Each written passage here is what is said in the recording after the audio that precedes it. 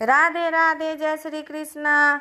आइए सुनते हैं कार्तिक मास में चीड़ा चिड़ी की प्रेम कहानी। इस कहानी को सुनने से संतान की आयु लंबी होती है, उसके ऊपर कोई विपत्ति संकट नहीं आती और सदैव स्वस्थ निरोग रहता है।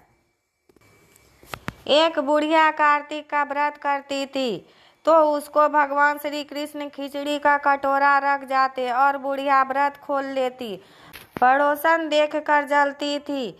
वह सोचती थी इसका कोई नहीं, फिर भी खिचड़ी इसको खाने के लिए मिल जाती है।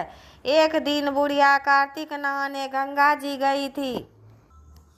भगवान आए और खिचड़ी का बेला मकान में रख गए। पड़ोसन ने खिचड़ी का बेला उठाकर मकान के पिछवाड़े में फेंक दिया। बुढ़िया आई तो खिचड़ी का बेला देखा तो कहीं नहीं मिला।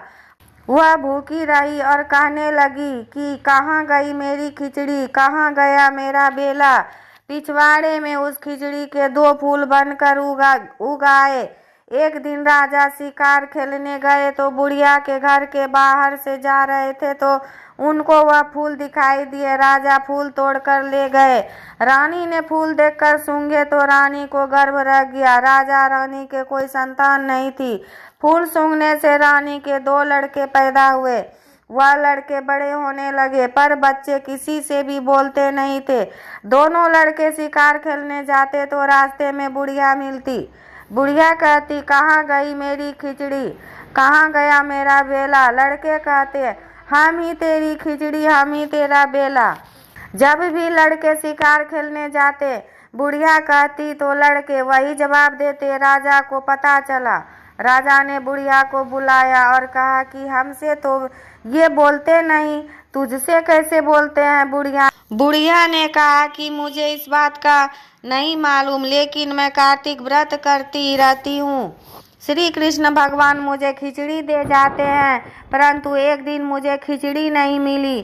तब मैं कहने लगी कि कहाँ गई मेरी खिचड़ी, कहाँ गया मेरा बेला। तब लड़के ने बोले कि तुम्हारी पड़ोसन ने खिचड़ी फेंक दी थी तो उसके फूल बन गए, राजा तोड़कर ले गए, उससे हम लड़के हो गए। हमें तो भगवान ने बुढ़िया के लिए भेजा है। तब राजा ने बुढ़िया को अपने महल में ही रख लिया। इति चीड़ा चिड़ी की कथा संपूर्ण हुआ। राधे राधे, जय श्री कृष्ण।